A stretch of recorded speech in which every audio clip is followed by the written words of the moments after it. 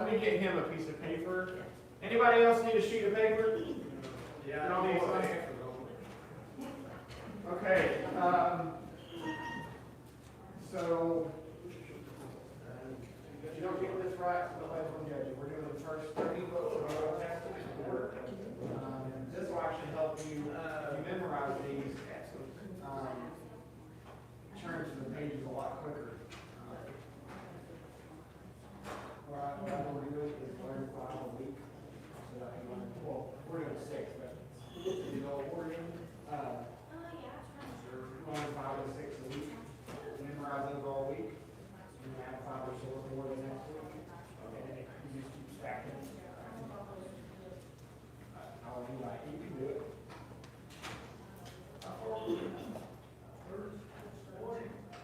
Oh, yeah, well, it'll help you turn your pages a lot quicker, I'll tell you that. I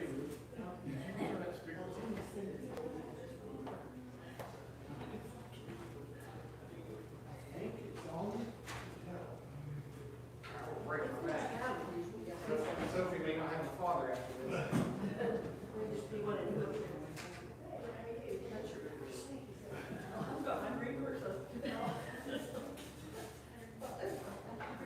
Oh, you need to shoot.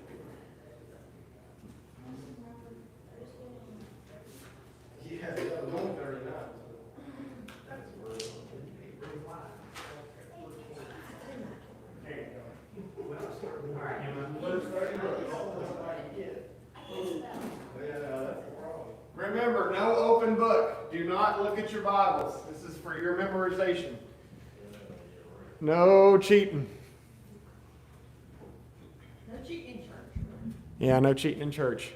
Believe it or not.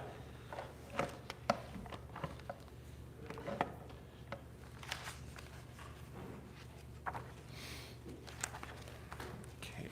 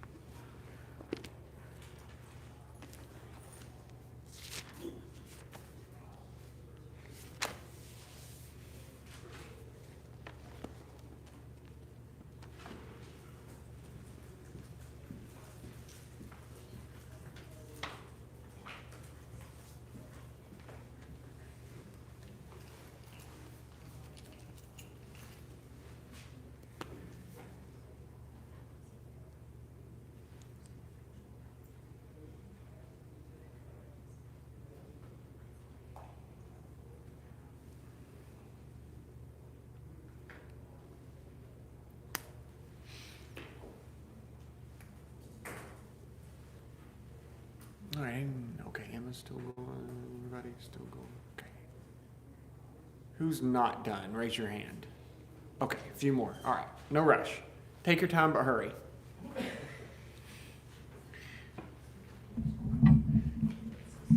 I'm just kidding. Clearly.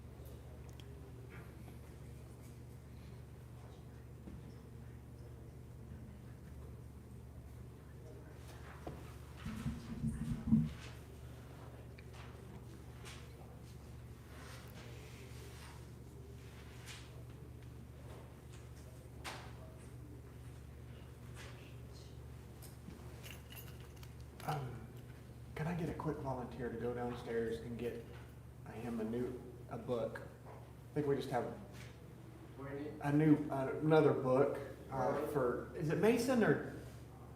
Mason, that's right, yeah. If you, do you mind, it's on top of the bookshelf there in the printer room. Thank you. Yeah, I haven't put them up yet. I just put them on top of it, so thank you, Kevin. Forgot about that. Way to go.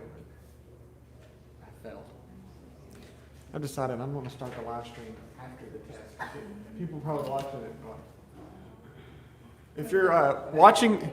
If you're watching this later, fast forward through this until we get to the lesson. So probably should. Look at the sign that says ready. That way when they're Yes. All right. Anybody still going? Everybody good? If you're still going, it's okay. I'm not rushing.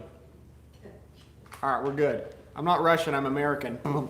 Okay, so we'll start without Kevin. He'll be all right.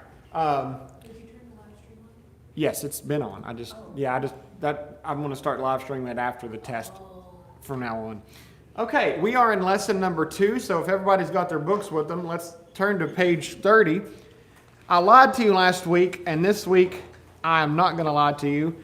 Last week I said we were going to breeze through this this section and the next section so that we can get into the really good stuff about worship and how the church is organized, and I didn't do that. So this time I'm not going to try to spend too much time on stuff. If I do, you get me hard. So you beat me up if you can after church. Just kidding, don't do that.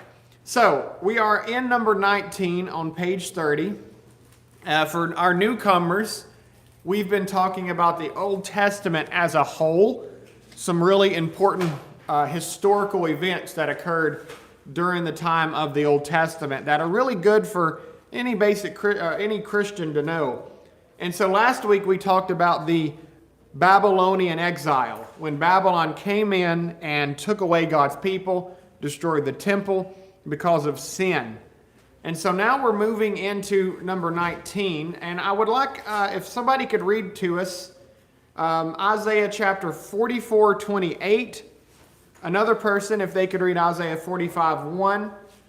Another, Isaiah 13:17. And another person, Daniel 5:25 through 31. So if somebody wants to read for us there, Isaiah chapter 44 and verse number 28. Who says of Cyrus, he is my shepherd, and he shall perform my pleasure, saying to Jerusalem, shall you be built, and to a temple your foundation be laid. Okay. Isaiah chapter 45 and verse 1. Whoever's got that one. Thus says the Lord to his anointed, to Cyrus, whose right hand I have held, to do nations before him, and loose the armor of kings, to open before him the double doors, so that the gates will not be shut. Okay. Somebody read for us Isaiah chapter 13 and verse number 17.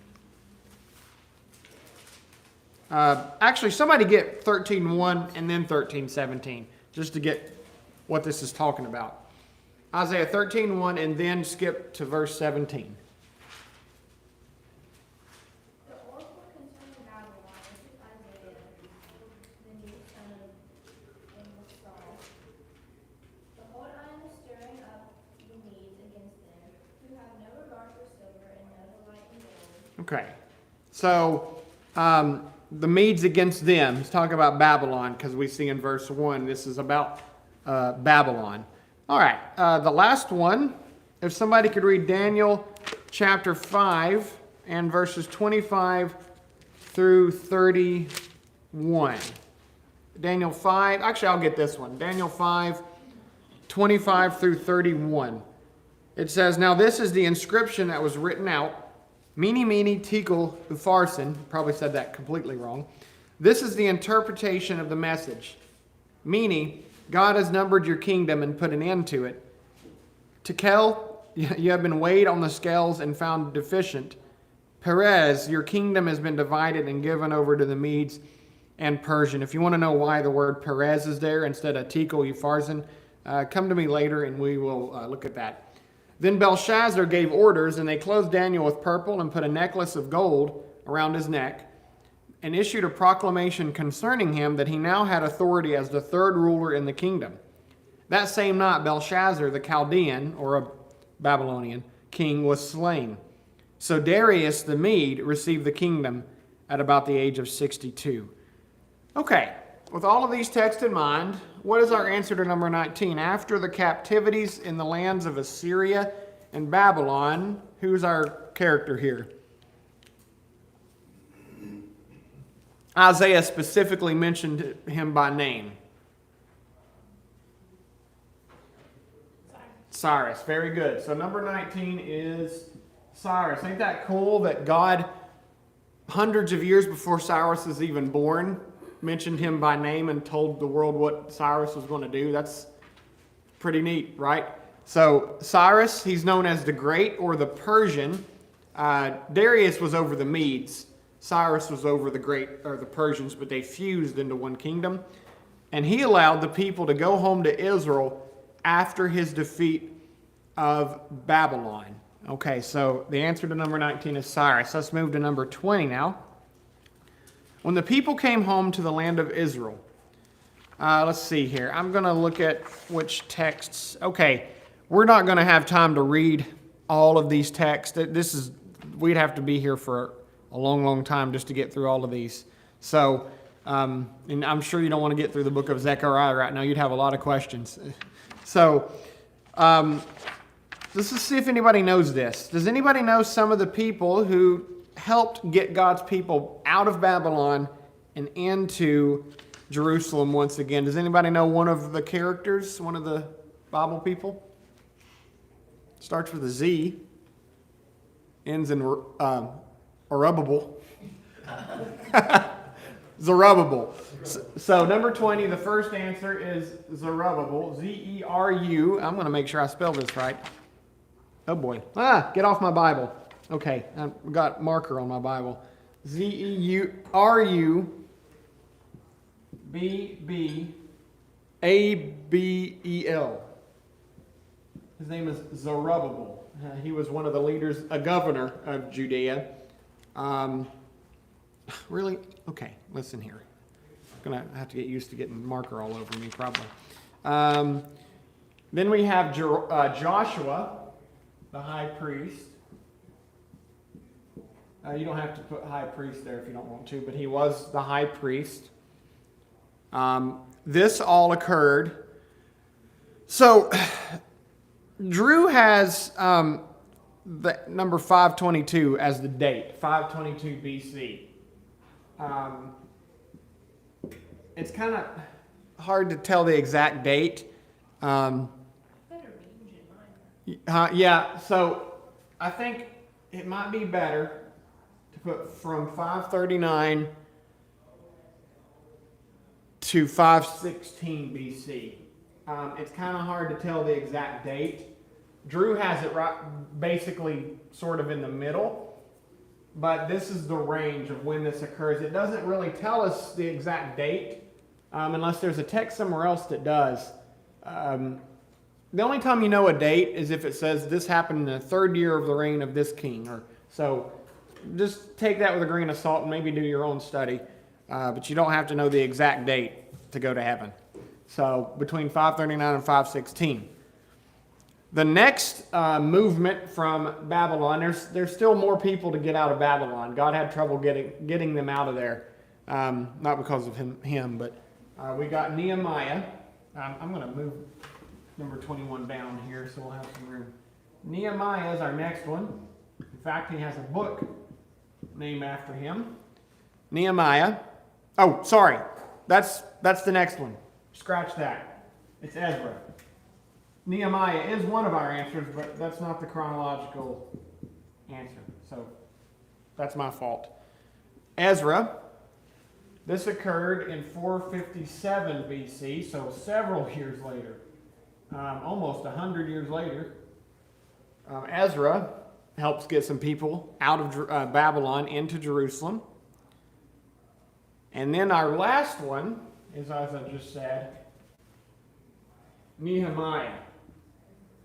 I used to think that Zacharias was the shortest man in the Bible, but then I heard of Nehemiah, and then after that I read about Bildad the Shuhite. So, anyways, that's for your own enjoyment. Not that you enjoyed that. All right. This occurred in 444 BC. So as you can see, there was a lot of work being done through this time. You need to know this too. Ezra was responsible for helping Jerusalem get rebuilt, the temple. Nehemiah helps repair the gates around Jerusalem. And so these were a lot of important events. And you see the text there where you can read all of this, Ezra, Nehemiah.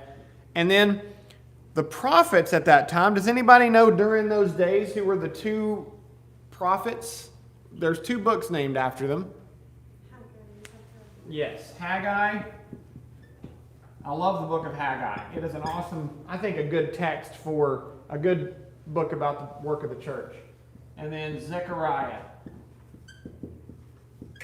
These were the two major minor prophets, as they're called, because of the length of their books. But these are the two prophets who helped God's people rebuild the temple. Without good preaching, it's hard for the church to work. In fact, that's why I try to do lessons on evangelism once a month, because y'all are just so lazy. I'm just kidding. No, that's not true. Y'all do good without me. I like to encourage. So Haggai and Zechariah were the major prophets during that time. Okay, let's move to 21, and then we'll open up any questions or comments on this section. After the return home to the land of Israel, the people suffered disruption and civil war for approximately, does anybody know the approximate number between the book of Malachi and the book of Matthew, which are Malachi is the last book of the Old Testament, Matthew is the first book of the New. Does anybody know that time frame? 400 years. Yes. This isn't in the answers, but these were known as the silent years. The silent years. You can maybe put that in your notes or whatever. We don't have any record of God speaking to any prophets. We don't have any records of prophets coming in and prophesying. It seems like from this time, God never really spoke. He told everybody he's going to send Elijah the prophet, the Lord will come, and then he was silent for about 400 years. So doesn't mean he never worked. God does work without speaking or doing some miracle. And then this period involves the conquest of what's one big character during those times? It's what the Great. Anybody know? Conquered the world? Alexander. This was during that time. In fact, the book of Daniel doesn't call him by name, but Daniel does hint at Alexander the Great. So that's kind of neat that he actually basically hints of Alexander the Great coming long before he ever was even born. This period is known, I'm not running out of room, the intertestamental period or era, meaning it's in between the testaments. So again, God speaks to the people through Malachi, says you're sinning, you're not doing good, I'm going to judge you soon or someday. But before all this happens, I'm going to send you Elijah the prophet, which we know as John the Baptist. He's just using figurative language. And this is going to come before the great and terrible day of the Lord. And so God is silent for 400 years in between or intertestamental period, and then returns to the scene with Jesus. Well, actually, technically with John the Baptist, and then Jesus, if we know the history very well. So what we have learned is that we've learned about the history of God's people in the Old Testament. We learned about Adam and Eve, Noah, Abraham, Isaac, Jacob, the 12 tribes, Moses, Samuel, David, and other important Old Testament characters. And then we learned about the history that completes the Old Testament and brings us to the time of Jesus Christ. Let me encourage you before we get into the New Testament. Know your Old Testament just as good as the New. And we struggle in the church with this. We think that an Old Testament is no longer a law system, which is true, but we can learn a lot of good stuff from it. It will severely or extremely help you in your study in the New Testament. It'll say in the New Testament, as it is written, or this is being fulfilled. How are you going to know that unless you know the Old Testament? So, any questions or comments on lesson 2? All right. I'm just going to flip this to save time. Does anybody still need this? No? Okay. Lesson 3. Let's look at the New Testament as a whole. I'm going to try my very best to get through this lesson today so we can start next week, hopefully, if I'm here, knowing about the church and her organization. So lesson 3 is going to be about the New Testament. Let me say this. They're planning to induce on Friday if the baby's not born, correct? So if I'm not here Sunday, we'll just skip this class and we'll pick back up the next week. We're not really limiting this class to a quarter, so we can have plenty of time to get through it. So just know that. I will, well, you'll know. If I'm not here that Sunday, you'll know. But if I'm not, still continue to memorize your stuff during the week, and we'll get through it. That might give you 2 extra weeks to memorize stuff, so you might get lucky. All right. Or I could leave during this class. I don't know. No, I'm just kidding. After the intertestamental period of history, this is number 1, by the way, lesson 3. Number 1. After the intertestamental period of history, let's look at what the Jews were looking for. Somebody read for us John chapter 1 and verse 41. John chapter 1 and verse number 41. He first found his own brother Simon and said to him, "We have found the Messiah," which is translated the Christ. Okay, so what were the Jews looking for at this time, according to John 1:41? Messiah. Yes, it literally means anointed one. That's supposed to be an I-A-H there. Messiah, or you can translate it into Greek as Christ. What they were looking for, somebody help us remember from the Old Testament, which king was it that was promised through his descendants would come the true king, the ultimate king? Which king was promised that? David. Very good. Yeah, David was promised, your son will sit on the throne forever. And so we know this is Jesus, the Messiah. So what they were looking for years after this was promised was for a Savior, the last line of David, his heir, the one who would restore their former glory. And so here comes Jesus on the scene fulfilling this very thing. Let's move to, we're not going to read all of these texts. This would be a lot. But I want to look at one of these. Look at Matthew chapter 1 and verse 1. Matthew chapter 1 and verse 1. And if anybody does have a question or comment, feel free to raise your hand at any time, or you can even interrupt me. I'll throw a marker at you if you do that, but you can interrupt me. So, just kidding. Matthew 1 and verse 1 says, "The record of the genealogy of Jesus, the Messiah, the son of David, the son of Abraham. Why would he start with David, not Adam? Because Jesus can be traced to Adam? Because they were looking for the Davidic king. They were looking for this king that would come from David. So he starts with David. According to Matthew chapter 1 and verse number 21, there's this promise to Mary, to Joseph, Mary's husband, that Mary will bear a son, verse 21 says, and you shall call his name Jesus, for he will save his people from their sins. The Bible does a lot of things like wordplay. The name Jesus comes from the Hebrew Yeshua, which is Joshua, which means God is salvation. So that's kind of interesting that his name will be Yeshua or Jesus, for he will save his people from their sins. So that's kind of neat. All right, so somebody read for us this one more text. Romans chapter 1, 3, and verse 1, 3, and 4. Chapter 1, verse 3, and verse 4. This will kind of sum up Matthew chapter 1 and Luke chapter 1. Concerning his son, Jesus Christ our Lord, who was born of the seed of David according to the flesh, and declared to be the Son of God with power according to the Spirit of holiness, by the resurrection of the dead, or from the dead. Okay, so there was a child, this is number 2, that was born of Abraham's lineage and of David's lineage, named who? Jesus. Very good. If you get that wrong, I'll slap you. Just kidding. I'm getting violent in this class. The teenagers know I get violent in our teen class.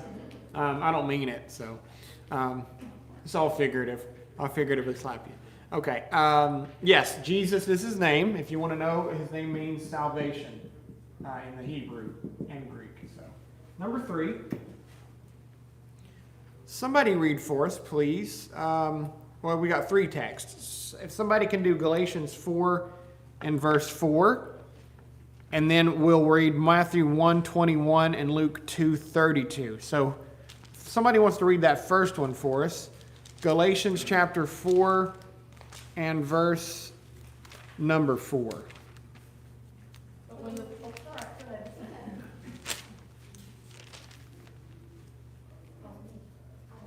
Oh, sorry, go ahead. oh, go ahead, Emma. But when the fullness of time had come, God sent forth his Son, born of a woman, born under the law. All right. All right. This is, we'll read this one after this. But Jesus was made under the what? Or born, I guess. Jesus the human, I mean, he's always been. So he's eternal. But his physical body was made under the law. Anybody know what law that's talking about?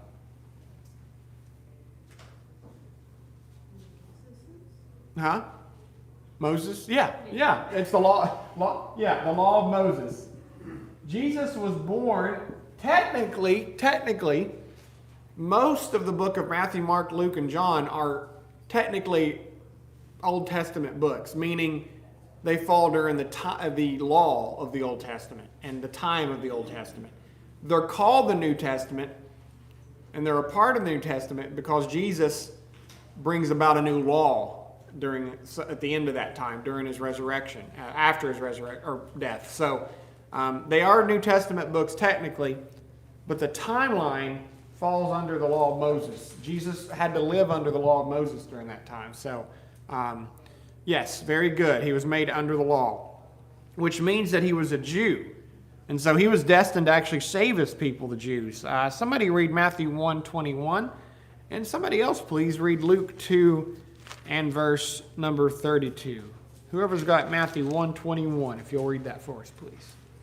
And she will bring forth a son, and you shall call his name Jesus, for he will save his people from their sins. Okay, and then if you can read, whoever wants to read this one, Luke 2 and verse number 32. I'd like to bring revelation to the Gentiles and the glory of the people Israel. All right, so Jesus was destined. This was all prophesied in the Old Testament. In fact, that's what Simeon, this prophet, prophesies of there in verse 32. Not prophesies, but brings up an Old Testament text. So he was made under the law, and destined to save the Jews. In fact, who was the only one who ever kept the law of Moses perfectly? Jesus, yeah. Hebrews 4:15 says. All right, let's move to number 4. Matthew chapter 1, 22 and 23. Matthew 1, 22 and 23. I'll get this one. This says, this is Jesus, this is in the story of Jesus' birth, not Christmas, as some people think. And it says, now all of this took place to fulfill what was spoken by the Lord through the prophet. Behold, the virgin shall be with child and shall bear a son, and they shall call his name Emmanuel, which translated means God with us. Okay, so Jesus was miraculously born of a what? Virgin. Very good. This was prophesied in the Old Testament, Isaiah chapter 7 and verse 14 prophesies of a boy being born of a virgin. That's a miracle, ain't it? Can a virgin naturally have a child without the help of a male? No. So here, the Holy Spirit's power enters Mary, gives her this ability to have a child without a male, and voila, we got Jesus. That, you can't deny that this is a special boy, right?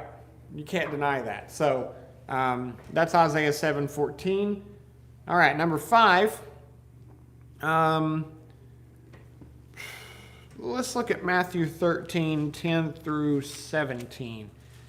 Matthew 13, 10 through 17. If somebody could read that one for us, please. Matthew 10. 13. Did I say? I might have said it wrong. Matthew 13. I wouldn't have said that to anybody else but Kimberly, because she's always right and I'm always wrong. So, Matthew 13, 10 through 17. And the disciples came and said to him, why do you speak to them in parables? He answered and said to them, because it has been given to you to know the mysteries of the kingdom of heaven, but to them it has not been given. For whoever has, to him more will be given, and he will have abundance. But whoever does not have, even what he has will be taken away from him. Therefore I speak to them in parables, because seeing they do not see, and hearing they do not hear, nor do they understand. And in them the prophecy of Isaiah is fulfilled, which says, hearing you will hear and shall not understand, and seeing you will see and not perceive. And the hearts of this people have grown dull, their ears are hard for hearing, and their eyes they have closed, lest they should see with their eyes and hear with their ears, lest they should understand with their hearts and turn, so that I should heal them.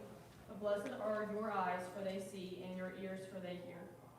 For surely I say to you that many prophets and righteous men desire to see what you see and did not see it, and to hear what you hear and did not hear it. Okay, so there's a lot in this text that we could talk about, but we're going to move on unless you have a question about it. But what is one of the aspects of how Jesus preached? This says Jesus' ministry consisted of what? What did he preach with in this one? Parables. Literally, the word parables means throw beside. It comes from 2 Greek words that literally mean throw beside. It's as if you're throwing a story that it could either be true or made up beside an actual thing that's real. And it's used as a analogy, if you will. The parable of the sower, the parable of the fig tree, the parable of the... there's so many parables he teaches about. Somebody explained it this way that I think, and I may be misquoting it, but the best way I can explain a parable, this doesn't come from me, is it's a heavenly story or a heavenly teaching with an earthly meaning. Does that make sense? A heavenly teaching or a heavenly story with an earth. I'm getting this wrong. You know it better than me. What is it? All I've heard is an earthly story and a heavenly meaning. Sorry. Yes, there we go. I got that backwards. I told you I'd mess it up. I'm nervous. An earthly story with a heavenly meaning. That's what a parable is. So I could tell you a story about me driving down the road and an officer pulls me over and says, did you see the speed limit? I did. Why didn't you obey it? Well, I didn't want to. Well, you're going to jail. Or, well, here's a ticket. If you arrested me, that'd be weird. Here's a ticket. You'll learn a lesson about speeding. So I should start following what they tell me to do because they are in authority. What could I use that as a parable for? Whose law could I use that as a parable or a story for? Who's our ultimate lawgiver? God. So I could use that as an analogy. If the police say this is the law and I don't follow it and I get in trouble for it, how much more should I follow God's law? So parables are like that. Very good. The next one is John chapter, I just want to get one of these. So John chapter 21 through 25. John chapter 21 and verse 25.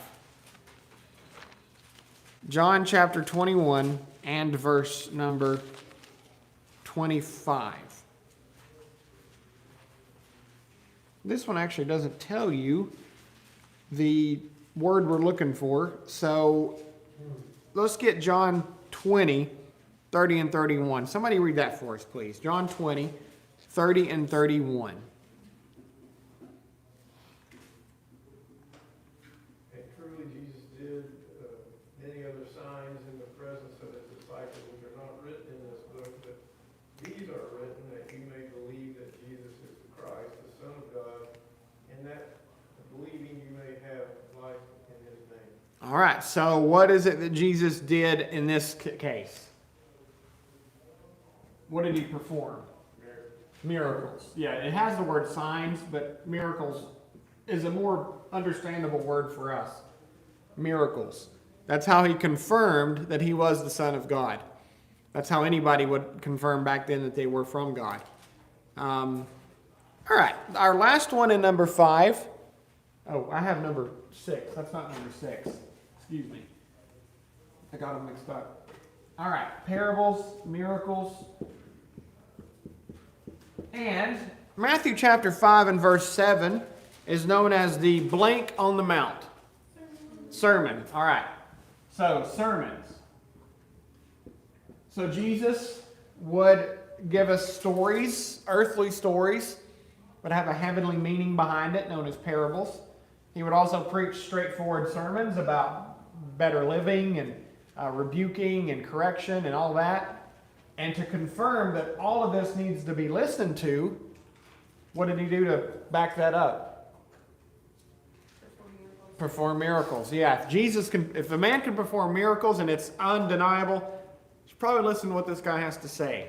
So, very good. Are there any questions on what we've covered over the New Testament so far? Okay, if there's ever a text we're reading through that this book is not really focusing on, but there's something that one of these passages say that you're confused about, don't worry about it. Bring it up and we'll talk about it. So this is your class, not mine. So we will try to do what we can. All right, so next week, Lord willing, unless we have to skip, we will pick back up on page 33 and number 6. We'll talk about the apostles. I didn't get through all of it, but reading those texts takes some time, but I don't want you to get the answer without reading the passages first. So, yeah, very good. Next week, have the next 36 books of the Bible memorized. We're almost done with the Old Testament. Is that right? Yeah. Is that right? Up to 36. Up to 36. Yeah, not the next 36. Oh, back up. The next 6. So that would be a total of 36. And I could tell y'all are doing this aside from this class. I know we've got busy lives, but this really will help us in our Bible understanding. If we can turn to a page really quickly, I promise it's going to help you a lot. So thank y'all for your attention, and that will be the end of class.